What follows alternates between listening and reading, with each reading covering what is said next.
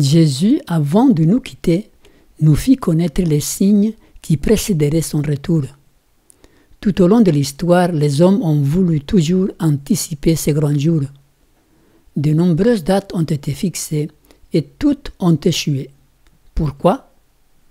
Parce que, pour ce qui est du jour et de l'heure, personne ne le sait, ni les anges des cieux, ni le Fils, mais le Père seul. Quels sont les signes qui vont précéder sa venue? Quels sont les événements qui vont précéder le glorieux retour de Jésus? Allons à la Bible pour les découvrir.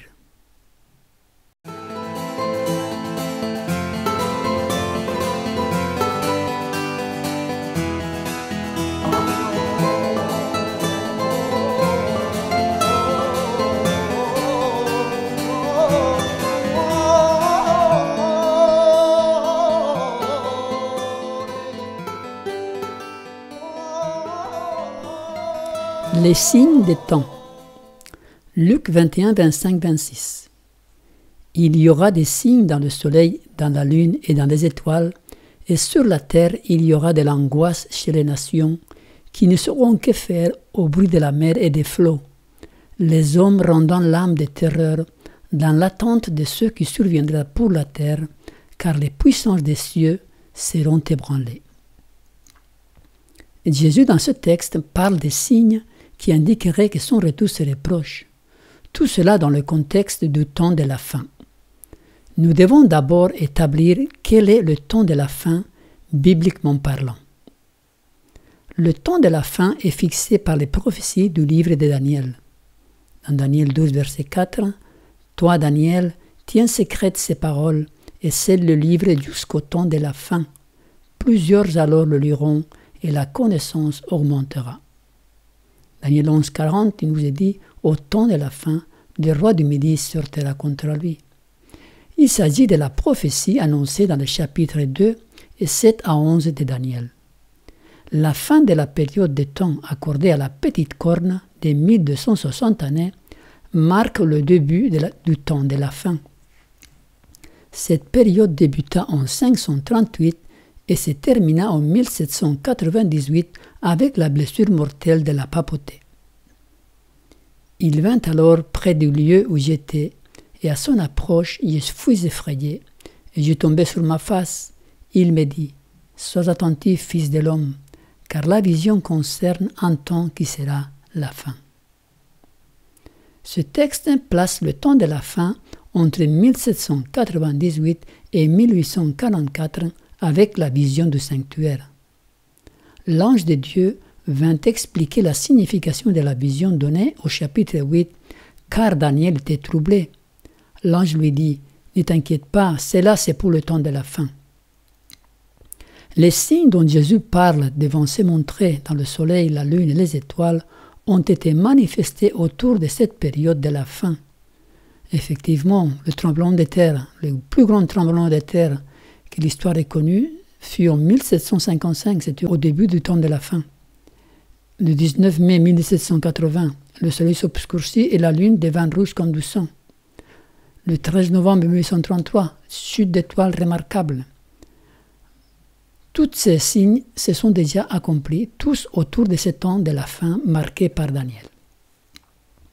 Depuis 1798, nous sommes au temps de la fin, bibliquement parlant. Les signes annoncés par Jésus se sont tous accomplis. Si l'Église avait accompli son œuvre, Jésus aurait pu venir sur la terre. Personne ne connaît ni le jour ni l'heure de la venue de Jésus, mais toutes les générations de croyants, depuis 1798, ont cru pouvoir voir de leur vivant le retour de Jésus. Les signes ont été toujours là depuis. Les guerres, les pénuries, l'instabilité politique, etc. C'est un temps très long à vue humaine, mais pour Dieu, 1000 ans sont comme un jour. Nous sommes conditionnés par notre courte existence et nous ne pouvons pas voir le temps comme Dieu le voit. Du point de vue prophétique, et ceci est très important, la guérison de la blessure mortelle de la bête, et nous vous invitons à regarder cette vidéo, est aussi un signe évident de la fin.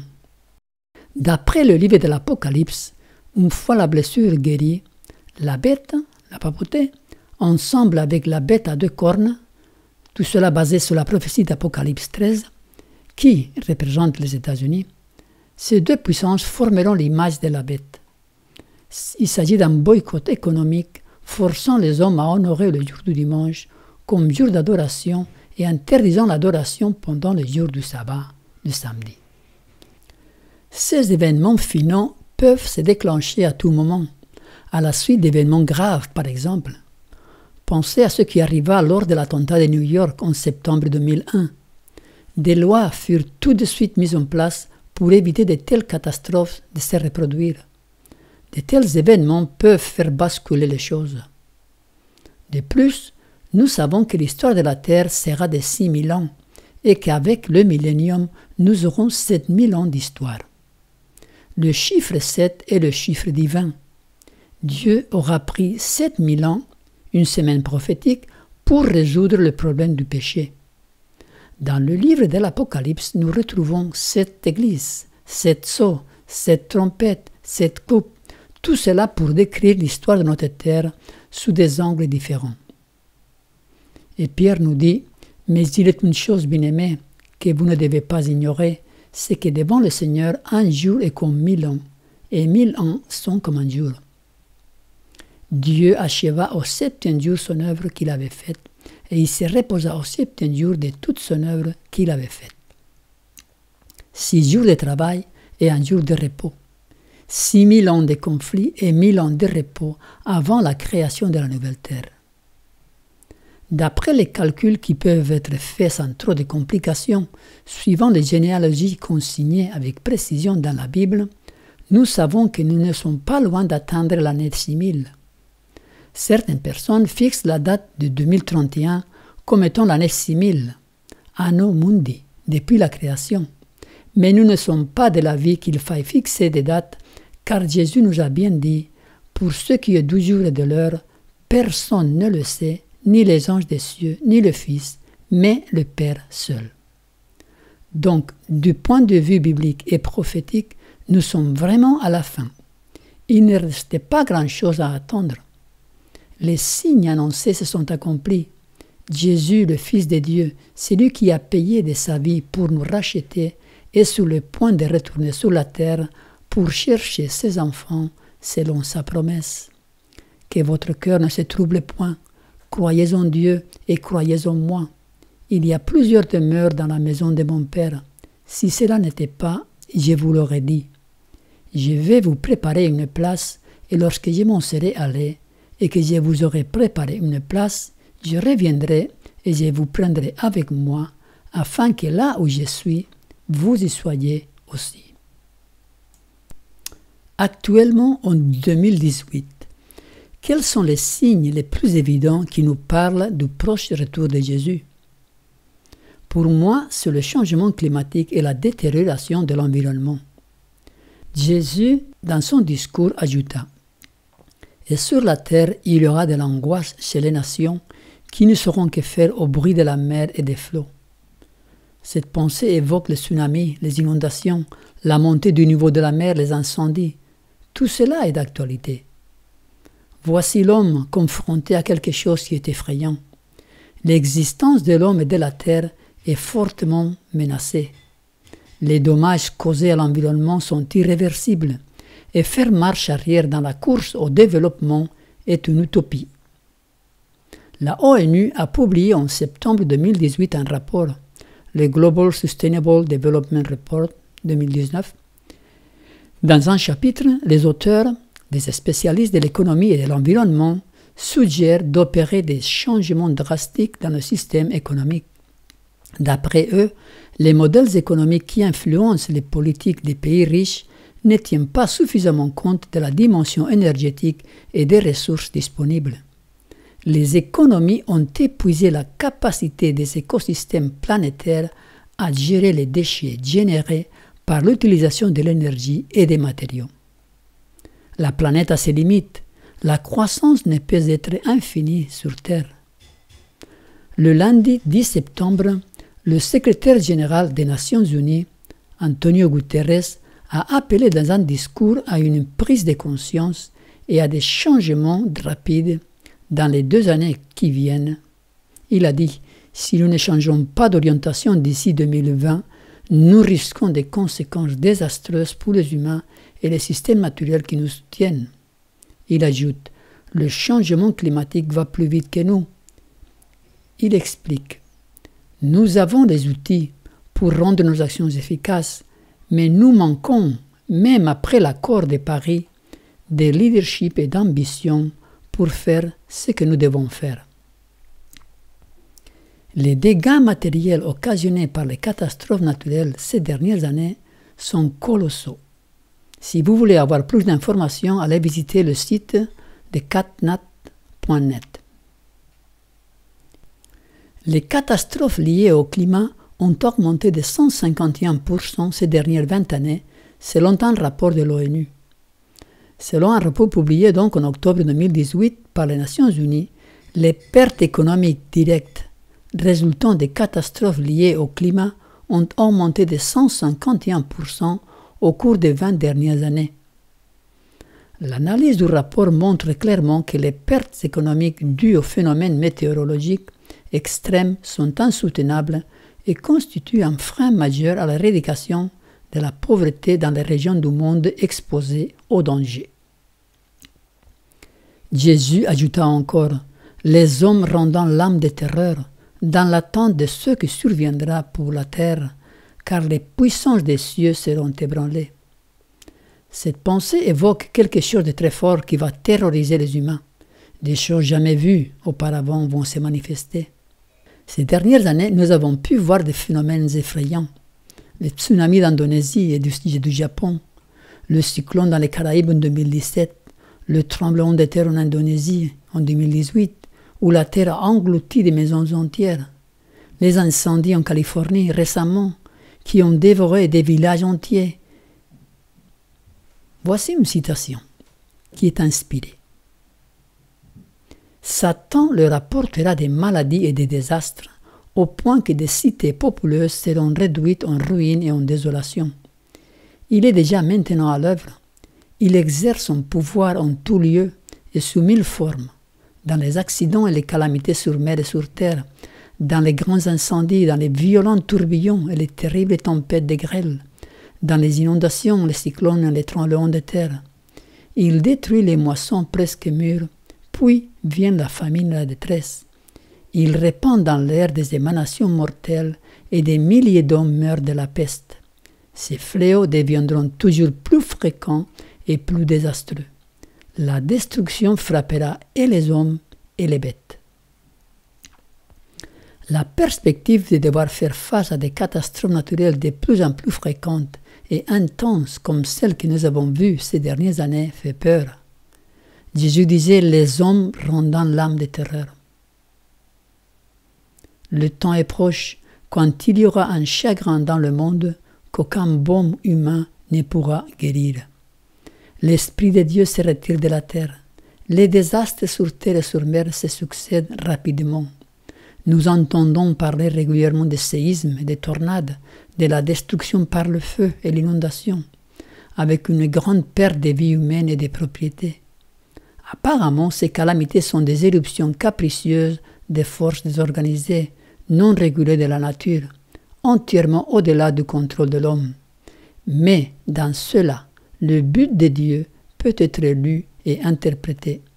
Elles sont parmi les agences par lesquelles il cherche à réveiller des hommes et des femmes à un sens plus aigu de leur danger.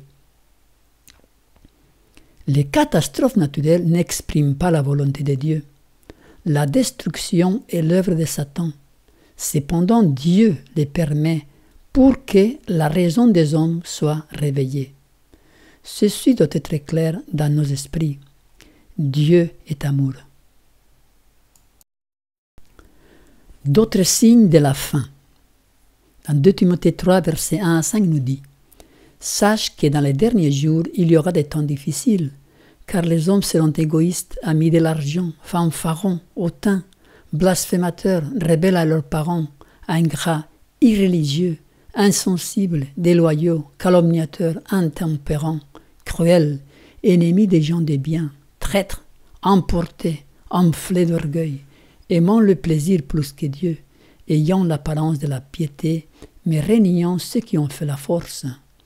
Éloigne-toi de ces hommes-là. Toute une liste de caractéristiques des hommes dans les derniers jours. Il est vrai que ces caractéristiques ont été plus ou moins présentes dans l'histoire, mais pas avec une telle ampleur. La violence, la criminalité et les tueries font la une de l'actualité. Les grands progrès technologiques ces dernières décennies dans les communications, le réseau Internet, le développement de l'intelligence artificielle, les robots, le progrès dans la médecine et la science, tout cela remplit l'homme d'orgueil. Il se croit capable de tout, d'affronter tout, et pourtant, devant les phénomènes de la nature, il n'est pas grand-chose. L'intempérance est courante dans les pays riches. Le gaspillage est énorme. La recherche des plaisirs égoïstes est poussée de plus en plus vers ses limites. Les ravages de la drogue parmi les jeunes sont horribles, effrayants. L'explosion démographique aussi est un signe de la fin. Et que dire de la crise financière, le chômage, l'immigration clandestine? Ce sont des problèmes qui ne pourront pas être résolus. Et la liste serait longue si nous devions énumérer les gros problèmes auxquels l'homme doit faire face. Jérémie 17, 5 à 8. Ainsi parle l'Éternel. Maudit soit l'homme qui se confie dans l'homme, qui prend la chair pour son appui, et qui détourne son cœur de l'Éternel. Il est comme un misérable dans le désert, et il ne voit point arriver le bonheur. Il habite les lieux brûlés du désert, une terre salée et sans habitants. Béni soit l'homme qui se confie dans l'Éternel, et dont l'Éternel est l'espérance. Il est comme un arbre planté près des eaux, et qui étend ses racines vers le courant. Il n'aperçoit point la chaleur quand elle vient, et son feuillage reste vert. Dans l'année de la sécheresse, il n'a point de crainte, et il ne cesse de porter du fruit. Méfiez-vous des promesses humaines. Les dirigeants, les scientifiques, les experts ne sont que poussière. Dans le psaume, David nous dit « Car il sait de quoi nous sommes formés, il se souvient que nous sommes poussière. L'homme, ses jours sont comme l'herbe, il fleurit comme la fleur des champs. Lorsqu'un vent passe sur elle, elle n'est plus, et le lieu qu'elle occupait ne la reconnaît plus. » Jésus, avant de nous quitter, a exprimé un chagrin très profond, quelque chose qui lui faisait vraiment du mal. Il a dit « Mais quand le Fils de l'homme viendra, trouveras-t-il la foi sur la terre ?» Et ceci est aussi un signe de son retour. La vraie foi est de plus en plus rare sur notre terre. La Bible est considérée par la plupart comme un livre de fables et de comptines pour enfants. Mais Dieu a choisi les choses folles du monde pour confondre les sages. Dieu a choisi les choses faibles du monde pour confondre les fortes. Car la sagesse de ce monde est une folie devant Dieu.